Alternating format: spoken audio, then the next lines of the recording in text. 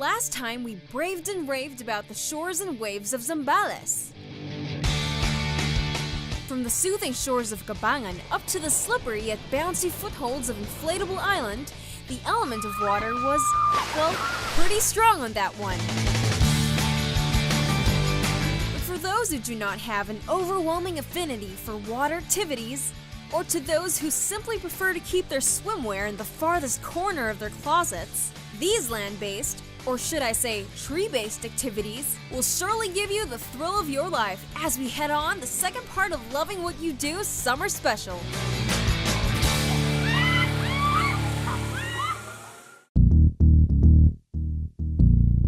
Staying under the shade of a tree would be a nice way to hide from the scorching heat. But add in a few kilometers of steel cable, a safety harness, and multiply the height of your common tree by 10, and you're in for a whole new game. Treetop Adventure started in 2008. The idea or the concept that we made is to incorporate the adventure and at the same time going through nature. So our rides or zip lines is located at the upper cube area in Subic Bay. We are at the forest area, so once you are doing the ride, you can also feel the nature. The activity or the rides, 100 feet is the highest platform that we have. Then we have one ride wherein you can go through different height of platforms like 18 feet or the 30 feet, so it depends on the activity that you will choose. The start of the activity, what we do is we orient the participants. We also remind them regarding their health concerns, or for the kids, we also have height requirements. Then safety is our priority. We use harness. We do everyday checking and monitoring of the rides. Our tour guides are well trained. We also have our medical staff on standby or asking them first before doing the activity if they have concerns like having a back problem, like that, if they are fit to do the activities. So we do check first before we let them do the activities. Trekking is a walk inside the forest, wherein the guide will show them some of the trees or the plants which are edible or non-edible. We also have our basic jungle survival, wherein the trekker or the guide will show them or teach them how to make fire using bamboo, using spoons or glass, for example, and how to cook also.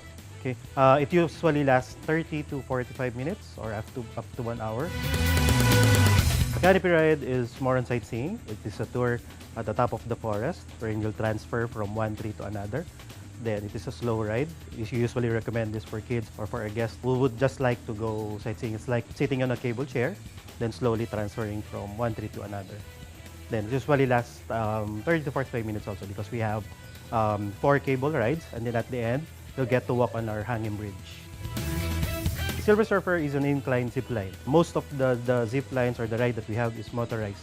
So the ride will slide down, then it will move back and forth, okay, for several cycles. Then once the ride stops at a certain point, the carrier swings. So you get to feel hanging and swinging at the same time. Then usually lasts 2 to 3 minutes. Superman ride is a horizontal zip line. You get to fly like Superman. Then it goes back and forth for 2 cycles. Then it also usually lasts 2 minutes. Then with the distance is at 174 meters. Then since it is motorized, so from where you start, that's also where you'll end. So Treetop is the most exciting activity that we have. From a 60-foot high tree, what we're gonna do is we'll hang you without holding anything. Then we'll simply drop you as the fastest time is 2 to 3 seconds already dropped. For the activities, the canopy ride is at 350. For the trekking adventure is 100. Tree drop is 150. The Superman is 200. Then the Silver Surfer is 250. But we also have packages, combination of activities. We have 4 packages, which range to 500 for the package 1 for the 2 activities. Then we have 600. The total package or the all activities is at 1,000. If high places and terrific views are not your kind of stuff, then swimming with the wild may suit you better. As we reintroduce a little bit of water on our penultimate destination, the ocean adventure. This portion was brought to you by Treetop Adventure.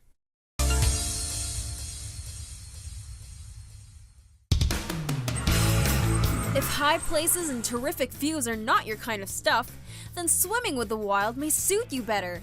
As we reintroduce a little bit of water on our penultimate destination, the Ocean Adventure. Ocean Adventure was founded by world-class animal behaviorists, trainers, and marine research specialists. The idea started in Beijing, China as a marine research training and holding facility for dolphins. But then, when the project didn't pull through and the trainers didn't want to leave the whales behind, so nag-isip sila ng place kung saan sila pwedeng i-relocate. And then, that's why they asked friends kung saan yung maganda. And then, they recommended nga yung Subic. Ang Ocean Adventure, hindi lang siya tinayo for the shows or to entertain yung mga tao. But then, yung talagang main purpose niya is to educate. Educate children and the community on how we can help protect these animals. We have different kinds of animals here. So we have marine mammals and we have terrestrial animals. So submarine mammals, of course, we have the dolphins, and then we also have the sea lions. And then for the terrestrial animals naman, we have different kinds of birds, mammals as well, and reptiles like snake. Our dolphins came from Japan, so basically we rescued them a few years ago. And they were basically minutes to being slaughtered na, so before we got them. And for our sea lions naman, we got them from South America. Most of them were already born in captivity. And for our terrestrial animals naman, they're all rescued. So we work together with the Wildlife in Need Rescue Center, and for those animals that we cannot release, yun yung mga ginagamit namin sa aming mga presentations. Yeah, hindi pwedeng mag-alaga ng any wild animals, whether it's dolphin or birds, without permit from our government. So for us, we had to get permit from the Bureau of Fisheries and Aquatic Resources, as well as Bureau of Animal Industry. So we have, from the Bureau of Animal Industry, we have several registrations and certifications na kailangan makuha for us to operate as a park. If you will pay for the general park admission, which is 788 for the adult and 628 for kids, and 628 also for the senior citizen, you can watch all the shows na meron kami. So we have the dolphin show, we have the sea lion show, and then we have the wild world show, and then all the facilities in aquarium. If you want to swim with dolphins, it's 3,700 per person. Dolphin beach encounter, it's a shallow water encounter, it's 2,400. And then to swim with sea lion, it's 3,000. Photo with the dolphin, it's for solo, it's 700. And then you just need to add 150 pesos per additional. For the sea lion naman, 1 to 3 person is 350. 4 to 5 person is 550, and then you just need to add 50 pesos for the additional person. The Ocean Adventure is just 151 kilometers away from Manila. So if you will take the SETEX, it's like 3 hours away lang po. We're down to our final stop, and we definitely saved the most thrilling adventure for the last. We'll let the claws and the fangs of Subic Safari speak for itself as we close out our LWYD summer special on a thrilling note. Subic Safari is under Zumanity Group, and Zumanity Group operates and owns 5 zoos Luzon-wide. So we have in Clark, we also have in Tagaytay, and then Mendez, Cavite, and also in Lubok, Bohol, and then here in Subic Safari. Of course, we cannot deny that considered ang Subic Bay Forest as one of the virgin forests. So napakaganda para sa nature to set up not just a zoo, but an animal sanctuary. This area before was an American base, so there's a lot of ammunition bunkers here. Before it was a restricted area here, and we're lucky enough that we can utilize some of the bunkers, converted them into a special enclosures for the animals. Subic Safari is known for, of course, the only tiger safari here in the Philippines. So we have more or less hundreds of tigers here. So we have birds, mammals, reptiles. So we have 12 attractions all in all here in Subic Safari. The highlights here are the Subic Tiger Safari, where you can enter the simulated natural habitat of the tigers, meaning the tigers are on the loose, and then you will ride inside the jeepney, experience the up-close encounter, seeing the tiger chasing you. Sometimes they jump up on top of the jeep, so it's a great adventure experience. And then we have also the Crocoloco. We have run hundreds of crocodiles here, and imagine experiencing feeding our crocodiles by yourselves. So one of our great experience offered to our guests and visitors. We have every night, Saturday night, the night safari. So it's like Singapore, but we have one here in the Philippines and only here in Subic Safari, our Subic Night Safari.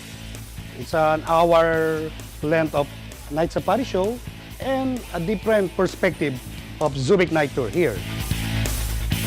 Our day tour publish rate is 695 per head. Of course, for kids 3 to 4 feet, they are less 100 pesos. But those who are 3 feet below are free. And during night safari, our rate is 795. We have a lot of packages included, especially with accommodations. You may see our website, www.humanity.com.ph.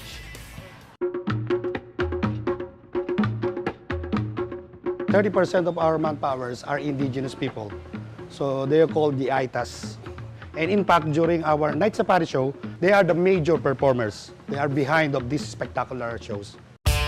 You are also helping us preserving our nature. No? We have what we call our mission, our pillars, the 4E, the education, the environmental, the entertainment, and the exhibit. Our vision is to make the Philippines one big green park. So you will be part of it. You are also helping us preserving the animals and the Aitas. The dignities of the Aitas are being uplifted.